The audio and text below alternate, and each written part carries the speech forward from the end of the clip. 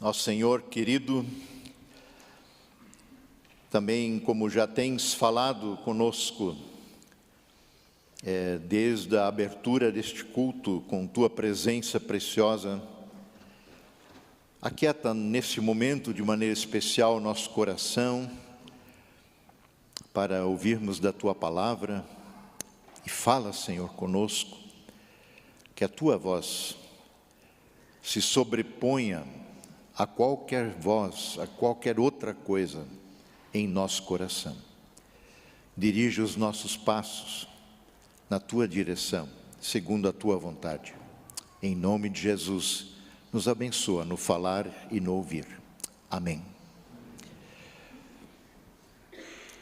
É impressionante como o tempo passa e as pessoas não mudam na sua essência. A gente, marcado pela queda, temos como humanidade certos padrões de conduta que se repetem ou até pioram muitas vezes ao longo de anos. Muitos colocam e apostam suas fichas na humanidade, de que ela por si só tem condições de reverter todo o quadro de maldade, de pecado, vamos usar essa palavra que muitos não gostam, mas é bíblica, e possa então o mundo melhorar ao longo dos anos. Não é o que a gente tem visto. Muitos imaginam que talvez os contemporâneos de Jesus que viveram no tempo dele eram mais privilegiados do que nós que já estamos distante daquele tempo que Jesus andou aqui na Terra, aí há praticamente 2000 anos. E, afinal, essas pessoas, no tempo de Jesus, tinham diante dos seus próprios olhos o próprio Filho de Deus, o Cristo encarnado, o Messias tão esperado, que deveria trazer salvação ao mundo. Mas seriam eles mesmo mais privilegiados do que nós? Seria o nosso contexto hoje diferente se Jesus andasse entre nós, em nossas ruas, praças, ônibus, aviões?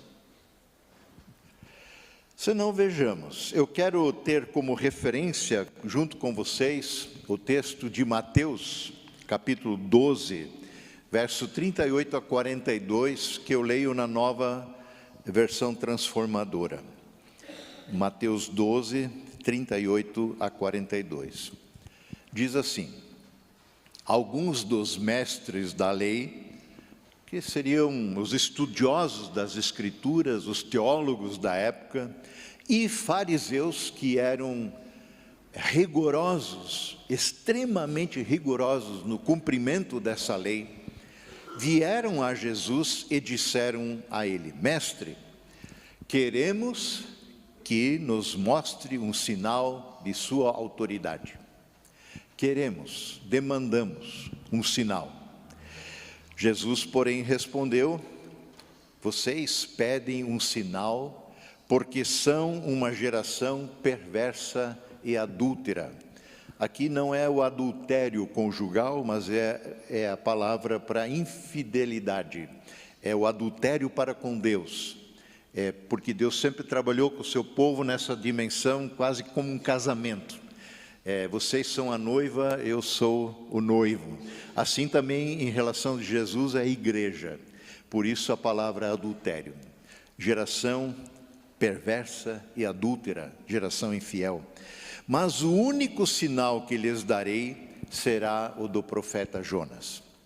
Pois assim como Jonas passou 3 dias e 3 noites no ventre do grande peixe, o Filho do Homem ficará 3 dias e 3 noites no coração da terra. No dia do juízo, os habitantes de Nínive, para onde Jonas foi mandado, se levantarão contra essa geração e a condenarão, pois eles, os ninivitas, se arrependeram de seus pecados quando ouviram a mensagem anunciada por Jonas. E vocês têm à sua frente alguém maior que Jonas. A rainha de Sabá, que foi visitar Salomão, ouvindo da sua sabedoria, de longe ela veio, a rainha de Sabá também se levantará contra essa geração no dia do juízo e a condenará, pois ela veio de uma terra distante, muito distante, para ouvir a sabedoria de Salomão. E vocês têm à sua frente alguém maior que Salomão. Então, o contexto nos mostra que Jesus acabara de curar uma pessoa endemoniada, cega e muda. Tudo isso ao mesmo tempo. No capítulo 12 de Mateus, verso 22 ainda. E todo o povo que viu aquela cura ficou atônita, é a palavra que está ali, e eles se perguntavam, quando viram essa cura extraordinária, não será este homem o filho de Davi, referindo-se a Jesus? O filho de Davi é uma expressão também profética, não é? Como o Cristo era identificado, filho de Davi. Como o Bartimeu, o cego, gritou quando ouviu que Jesus estava passando por Jericó: filho de Davi, tem misericórdia de mim. Essa era uma nomenclatura conhecida do povo de Deus para se referir ao Messias. Não será este o filho de Davi, o Messias, o ungido, o profeta de Deus, o filho de Deus? Certamente este não foi o primeiro e nem o último milagre que eles presenciaram. Também estes que fazem esta demanda para Jesus de querer ver um sinal. Ainda assim, mesmo tendo visto outros milagres, eles pedem: mestre, queremos ver um sinal miraculoso feito por ti.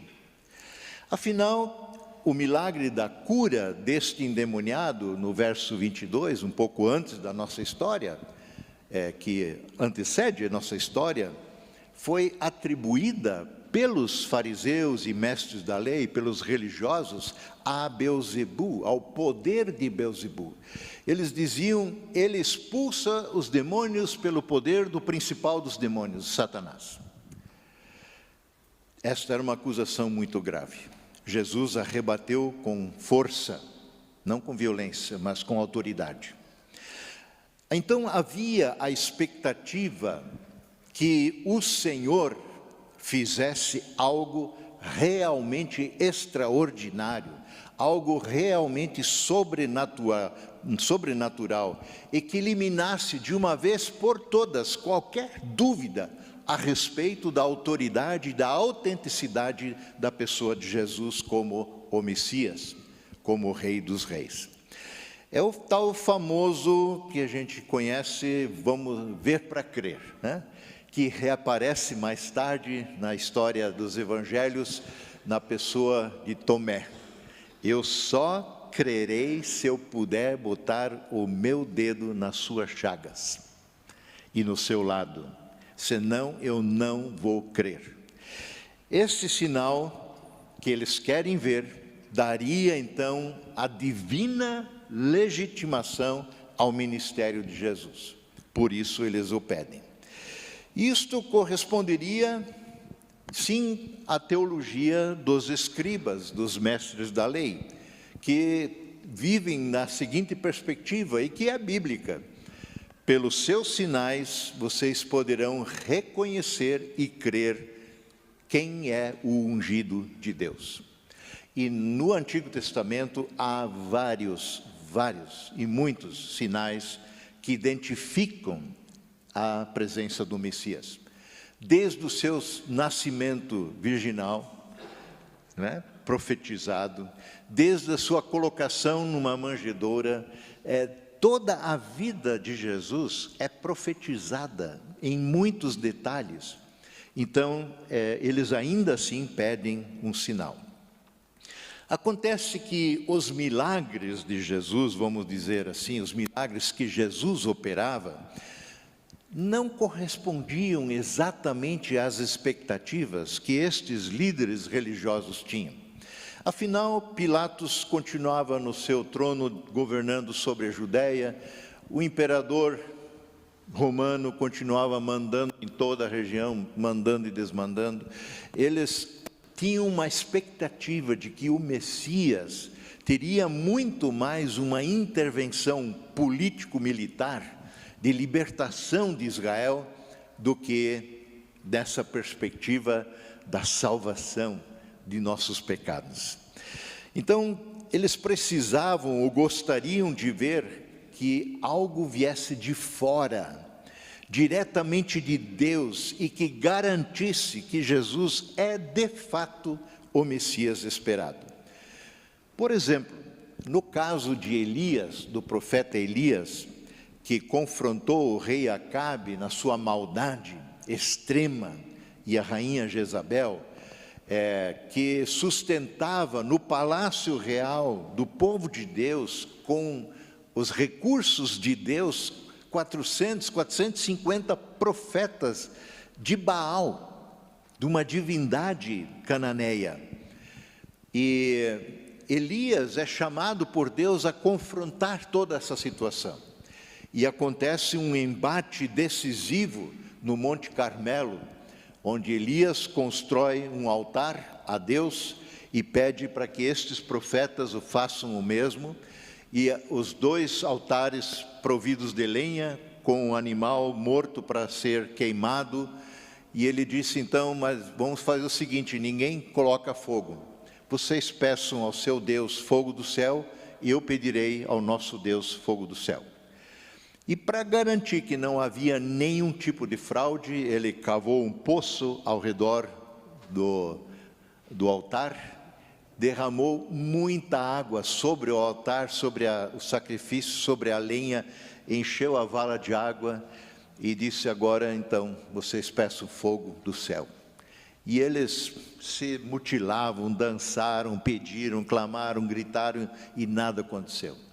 E Elias orou a Deus, e fogo do céu desceu, consumindo não só o sacrifício, mas todo o altar. Este sinal era mais ou menos nessa perspectiva que eles aguardavam, algo do céu, algo extraordinário. Esse sinal não deveria ter sua origem em Jesus mesmo, como alguém dotado com poderes mágicos, mas deveria vir do céu para tirar qualquer margem de dúvida de quem ele era. Em Mateus 16, o pedido destes fariseus e líderes religiosos se repete e é feito novamente para Jesus. E em Mateus 16, eles acrescentam essa expectativa, quando eles dizem, Senhor, dá-nos um sinal do céu, dá-nos um sinal do céu que prove a tua autoridade. Não é exatamente a mesma coisa que pessoas continuam pedindo, exigindo, demandando de Deus em nossos tempos. Pessoas querem sinais, querem milagres extraordinários, que atestem de uma vez por todas que Jesus é quem diz ser.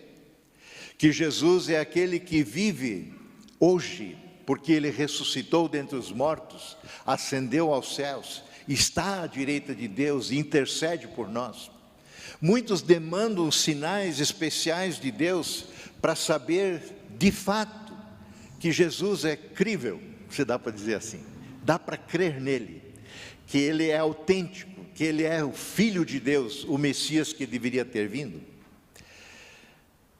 De uma certa forma, até mesmo crentes parece que carecem de experiências muitas vezes que confirmem essa realidade da autoridade e autenticidade da pessoa e ministério de Jesus.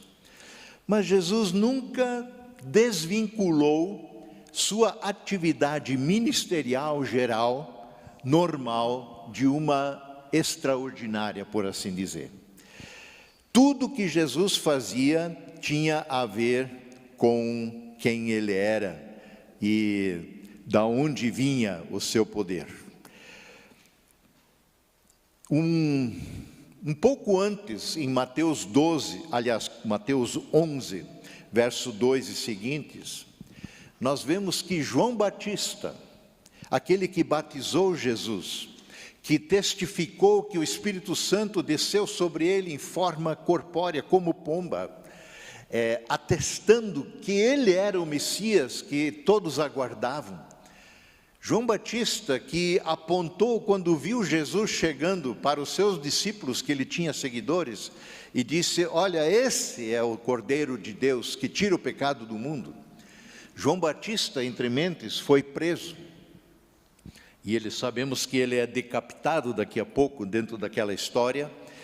E João Batista, antes de morrer, pede aos seus discípulos, os encaminha até Jesus com a seguinte pergunta: és tu aquele que deveria vir, ou devemos esperar um outro? És tu aquele que realmente deveria vir, ou devemos esperar um outro?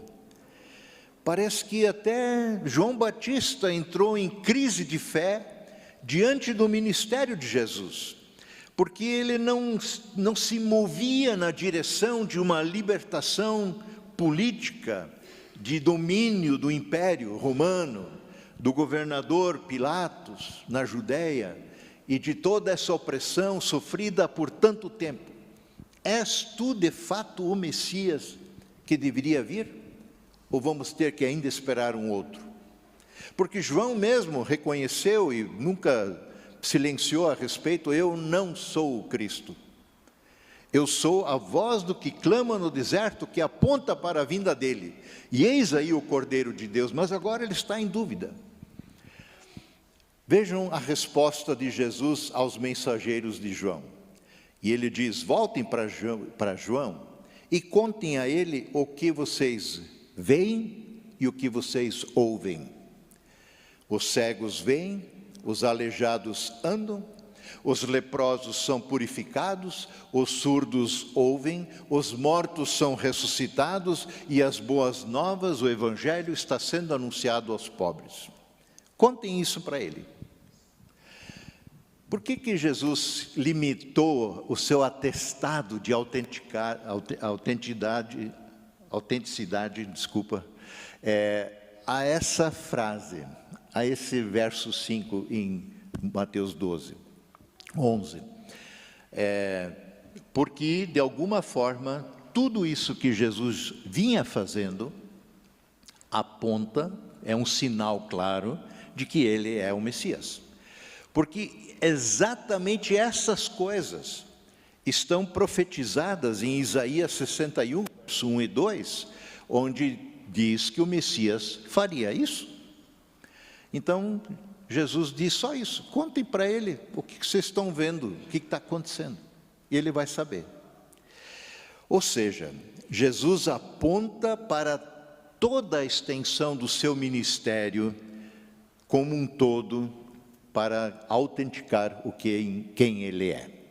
Não para um ato extraordinário, sobrenatural, vindo de fora, para dentro, caindo como um raio para dentro desse mundo, mas para a sua vida e seu ministério. Também entre os próprios fariseus, havia aqueles que percebiam a mão de Deus legitimando o ministério de Jesus. Por exemplo, em João 3, verso 1 e seguintes, nós temos um encontro entre Jesus e Nicodemos, ou Nicodemos e Jesus. Nicodemos era um líder religioso importante, que participava, por assim dizer, do sinédrio, deste conselho superior que dirigia a nação de Israel, tanto religiosamente quanto politicamente.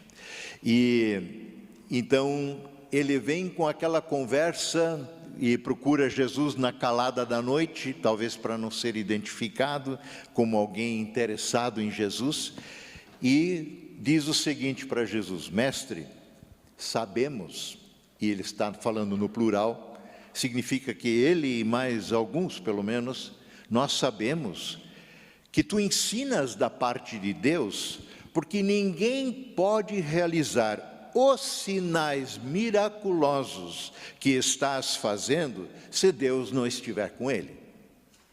Então Nicodemos e mais alguns estão percebendo no ministério cotidiano de Jesus que há algo sobrenatural, que há o agir de Deus, a mão de Deus está sobre a vida de Jesus e o ministério de Jesus.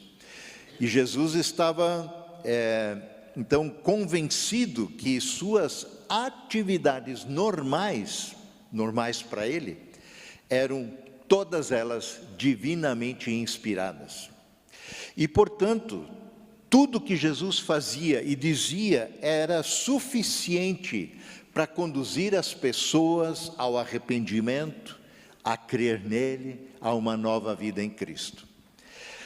Esta dúvida atroz, é ele, não é ele? É ele o Messias? Temos que esperar outro? Rondava até mesmo os discípulos, que conviviam com Jesus muito intimamente. Ao declarar-se como sendo o caminho, a verdade e a vida, Jesus fala disso em João 14,6. Eu sou o caminho, a verdade e a vida. Ninguém vem ao Pai senão por mim. Quando ele faz essa declaração, Jesus continua. Nós conhecemos muitas vezes esse versículo, é bem conhecido, mas Jesus continua, verso 7, dizendo: se vocês realmente me conhecessem. Mas como assim? Os caras estão andando com ele já há um tempinho, dia e noite, viajando para cá e para lá, vendo o que ele faz, vendo o que ele diz, ouvindo o que ele diz. Se vocês realmente me conhecessem, dirigindo-se aos seus discípulos, vocês saberiam quem é meu Pai. Pai com letra maiúscula. Mas de agora em diante, vocês vão conhecer e ver o Pai, Deus. Filipe então disse para Jesus: Senhor, mostra-nos o Pai, e isso nos basta, ficaremos satisfeitos. Mostra-nos Deus. Quem não quer ver Deus? Mostre-me Deus e eu acredito em qualquer coisa. Mostra-nos o Pai e ficaremos satisfeitos. E Jesus retruca dizendo: Filipe, eu estive com vocês todo esse tempo e vocês ainda não sabem quem eu sou? Eu estive com vocês todo esse tempo e vocês ainda não sabem quem eu sou? Quem me vê, vê o Pai. Quem me vê, vê o Pai, vê Deus. Então, por que você me pede, mostra-nos o Pai? Você não crê que eu estou no Pai e que o Pai está em mim? Segue Jesus. As palavras que eu digo não são minhas, mas são de meu Pai, que permanece em mim e realiza suas obras por meu intermédio. É Deus agindo nele, em Cristo. E ele conclui, verso 11, Jesus: creiam em mim, quando digo que estou no Pai e que o Pai está em mim, ou pelo menos, creiam por causa das mesmas obras. O que Jesus está fazendo, como Nicodemos e alguns reconheceram, ninguém consegue fazer, a não ser que Deus está com ele. As obras que eu faço são obras de Deus, está Jesus dizendo. Então, gente, aqui está tudo o que é necessário para ver e crer. Olhar para Jesus, olhar para o seu ministério, é o que nós precisamos. Portanto, Jesus assegura enfaticamente que não será dado nenhum tipo de sinal a essa geração que está pedindo e que ele considera perversa e infiel. O único sinal que esta geração de fato ainda irá ver seria o da sua ressurreição. Vejam a resposta de Jesus nos versos que a gente leu no início, verso 38 a 40, eu repito a pergunta para termos a resposta toda. Verso 38 seguintes: alguns dos mestres da lei e fariseus vieram a Jesus e disseram: Mestre, queremos que nos mostre um sinal de sua autoridade. É como se pudéssemos demandar alguma coisa de Deus. Jesus, porém, respondeu: vocês pedem um sinal porque são uma geração perversa e adúltera, infiel, mas o único sinal que lhes será dado será do profeta Jonas. Pois assim como Jonas passou 3 dias e 3 noites no ventre do grande peixe, o Filho do Homem, é como Jesus fala de si na terceira pessoa, Filho do Homem é uma nomenclatura profética a respeito do Messias. O Filho do Homem, ele ficará 3 dias e 3 noites no coração da terra. Na verdade, Jesus abre uma exceção ao pedido destes líderes religiosos perversos e adúlteros. Um sinal eles ainda terão. Aliás, não só aquela geração perversa e infiel, mas também todas as demais, também incluindo a nossa geração. O sinal que obteriam seria o sinal de Jonas. Não há muito o que fazer interpretando essa fala de Jesus, porque ele mesmo esclarece que sinal é esse. Ou seja, Jesus se refere a Jonas 1,17, que diz que Jonas passou 3 dias e 3 noites no ventre do grande peixe. O mar estava super agitado, Jonas dormia no porão do navio, os marinheiros apelando para deuses e para todo mundo, não sabiam o que fazer. Jonas aparece, é chamado: vem cá, você não vai fazer nada, não sabe de nada, o que está acontecendo, por que tem essa tempestade, deve ter algum motivo. E Jonas diz: o motivo sou eu sirvo ao Deus de Israel, eu estou fugindo dele, me joguem na água que tudo vai acalmar. E foi o que fizeram, e Jonas desapareceu no ventre, um peixe o engoliu. Então, Jesus pega essa história para falar dele mesmo, para apontar a sua morte e ressurreição. Jesus, antes de ressuscitar, passaria 3 dias e 3 noites no coração da terra.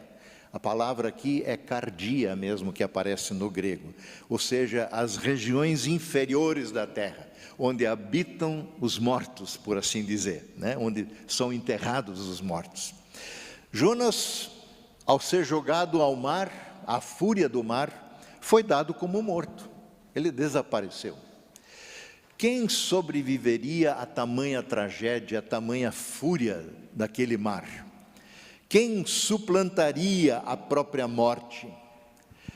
Mas 3 dias depois, o peixe, por assim dizer, cuspiu Jonas de volta na sua rota oficial, que ele deveria ir para Nínive, e ele, por assim dizer, saiu do sepulcro marinho e foi realizar a tarefa para a qual Deus o chamou, que era chamar o povo rebelde, terrível, horrível, de mal ao arrependimento.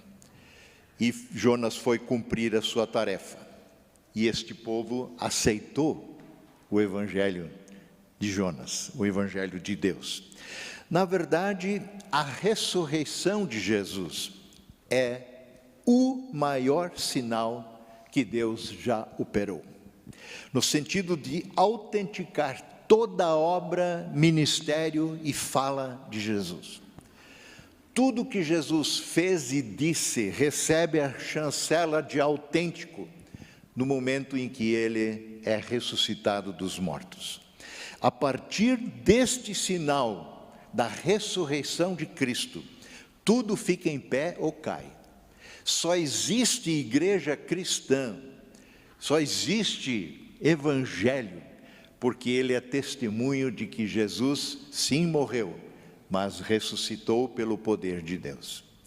A ressurreição de Jesus dentre os mortos era a temática central e continua sendo a temática central também em nossos dias. Os apóstolos, os evangelistas daquele tempo, quando anunciavam o Evangelho, nunca silenciaram a respeito da ressurreição de Cristo. Nunca. A gente muitas vezes reduz ao Evangelho a fórmulas de sucesso, de prosperidade, de uma vida boa, de soluções para os nossos problemas, mas o Evangelho é: Cristo morreu por ti, por mim, e Ele ressuscitou. Todos os 12, indistintamente, foram testemunhas oculares da ressurreição de Cristo.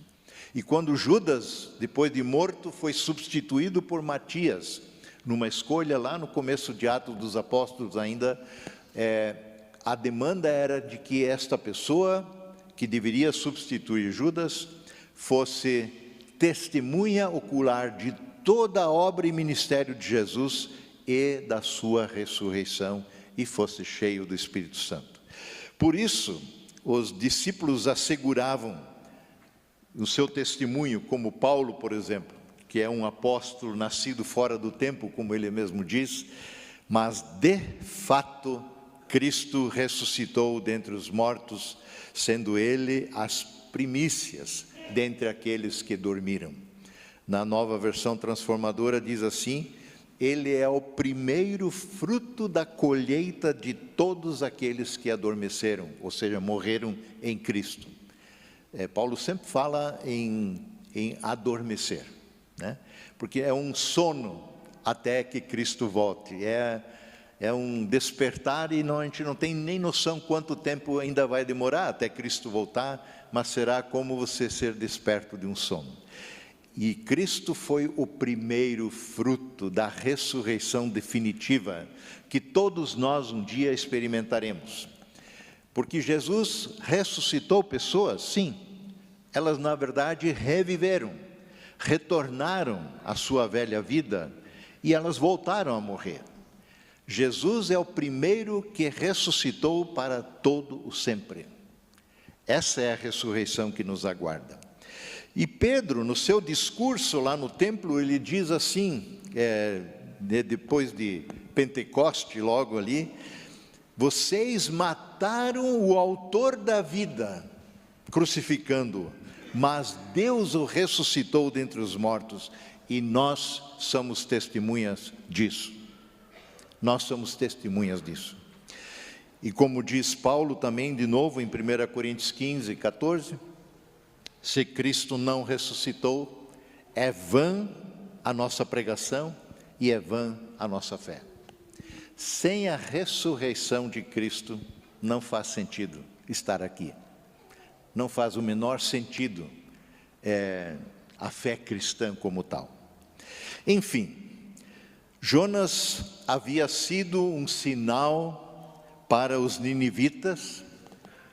Essa história ficou conhecida, e eles creram na mensagem de Jonas, de que se eles não se arrependessem, seriam destruídos em 40 dias, e eles se arrependeram, todos, jejuaram, colocaram um pano de saco e cinza sobre a cabeça, num sinal visível de arrependimento, e foram poupados pela graça de Deus. Da mesma forma, a ressurreição de Jesus é sinal mais que suficiente para autenticar todo o seu Evangelho e para colocarmos a nossa vida em suas mãos. Ao invés de se disporem para crer neste fato, esses líderes religiosos não só não creem em Jesus, não só duvidam da sua autenticidade, mas como querem por todo custo eliminar Jesus, esconder Jesus, descartá-lo a todo custo. Eles, quando mesmo depois de morto, Jesus foi sepultado, eles lacraram o túmulo, eles colocaram sentinelas romanas, um destacamento de guardas, segundo a ideia deles, eles acharam, essa coisa vem da cabeça deles, eles sabiam que Jesus falava da sua ressurreição depois da morte, como falou para eles aqui, e eles disseram, vamos, bota a guarda, tranca, lacra, porque senão depois os discípulos vêm e roubam o corpo, espalham a notícia que Jesus ressuscitou, e esse mal será maior do que o primeiro. Ou seja, no momento que se espalha de que Jesus ressuscitou, então tudo o que ele fez e disse fica autenticado, e eles sabiam disso. Então eles fizeram todo o possível para impedir a ressurreição de Jesus, ou que eles não criam, mas achando que os discípulos poderiam forjar a ressurreição de Jesus. E ela aconteceu. A pedra foi movida, não pelos guardas, mas nem por ninguém. Pelo poder de Deus, a pedra foi movida. Cristo ressuscitou, os guardas caíram atônitos e testificaram para os líderes judeus que pagaram para eles estarem lá, e disseram, olha, não deu para fazer nada, ele ressuscitou. Então, subornaram os guardas para contar a história de que, não, os discípulos vieram e roubaram o corpo enquanto vocês dormiam, e por isso, então, estão espalhando essa notícia. Mas se eles dormiam, como podiam saber que o corpo foi roubado e por quem foi roubado? E era uma história que, então, foi contada, garantida por muito dinheiro por parte dos líderes religiosos, para de uma vez por todas abafar a história da ressurreição. Só que isso não aconteceu, porque Jesus apareceu a muitos, por 40 dias. Paulo, só ele fala em mais de 500 pessoas a quem Cristo apareceu, começando com Pedro e todas as testemunhas. E no verso 41 e 42, diz na nossa história, concluindo, o fato de se recusarem a crer em Jesus como único e suficiente Senhor e Salvador, será para essa geração incrédula motivo de condenação. As pessoas, segundo Jesus, o juízo será inaplacável sobre a vida deles por não crerem na sua ressurreição e no seu que autentica todo o seu ministério.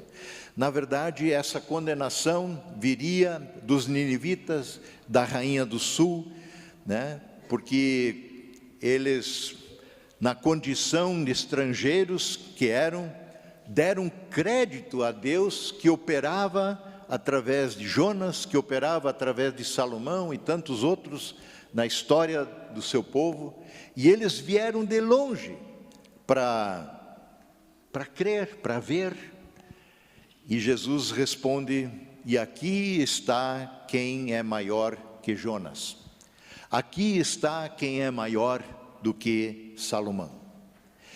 Não faz nenhuma referência à pessoa de Jesus em si mesmo. Jesus não aponta para si. Mas tudo que a sua vida seu ministério envolvia, ele diz, isso é uma presença concreta do reino de Deus entre vocês.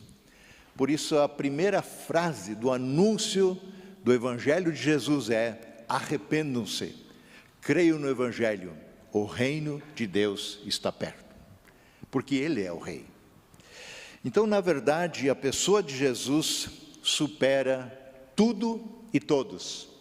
Qualquer religião, qualquer rito estabelecido, qualquer tradição religiosa, como, por exemplo, guardar o sábado, ou mesmo tradições muitas vezes cristãs, que a gente acaba dando mais valor do que ao próprio Senhor. Qualquer filosofia, Jesus supera tudo isso.